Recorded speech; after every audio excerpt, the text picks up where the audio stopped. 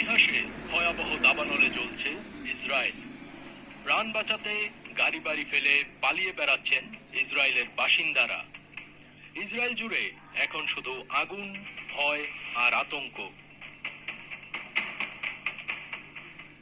Israel অধিকৃত জেরুজালেমের আশেপাশের এলাকায় তীব্র মাত্রার দাবানলের পর দখলদার ইসরায়েলি কর্তৃপক্ষ 10,000 জনের বেশি বাসিন্দাকে সরিয়ে নিতে এবং 9টি বসতি সম্পূর্ণরূপে সরিয়ে নিতে বাধ্য হয়েছে। টাইমস অফ ইসরায়েল জানিয়েছে, আগুনে এখন পর্যন্ত 23 জন ইহুদি আহত হয়েছেন। তীব্র তাপ ও গরম বাতাসের কারণে আগুন নিয়ন্ত্রণে ইসরায়েলি কর্তৃপক্ষ গুরুতর সমস্যার সম্মুখীন হচ্ছেন। ইসরায়েলি কর্তৃপক্ষের মতে, আগুন মুহূর্তের মধ্যে আরো ব্যাপকভাবে ছড়িয়ে পড়ছে এবং সরকার তা নিয়ন্ত্রণে রাখতে পারছে না।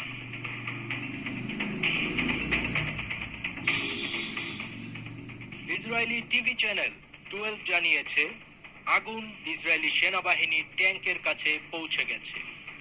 ইসরায়েলি গণমাধ্যম আরও জানিয়েছে, আশদোদের রেলওয়ে নেটওয়ার্কের কাছে আগুন লাগার কারণে ট্রেন চলাচল বন্ধ করে দেওয়া হয়েছে।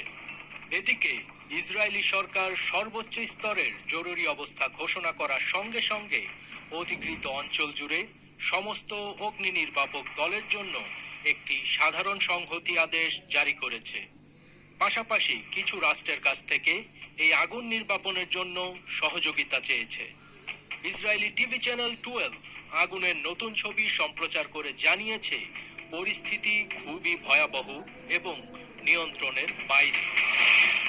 এদিকে জেরুজালেমের অগ্নি নির্বাপন বিভাগের কমান্ডার সোমোলিক ফ্রিডম্যান বলেছেন, ইসরায়েলের ইতিহাসে এটি সম্ভবত সবচেয়ে বড় দাবানল। তিনি সতর্ক করে বলেন, কিছু সময়ের মধ্যে ঘন্টায় 60 মাইলের বেশি গতিতে বাতাস বইতে পারে, যা পরিস্থিতিকে আরো ভয়াবহ করে তুলতে পারে।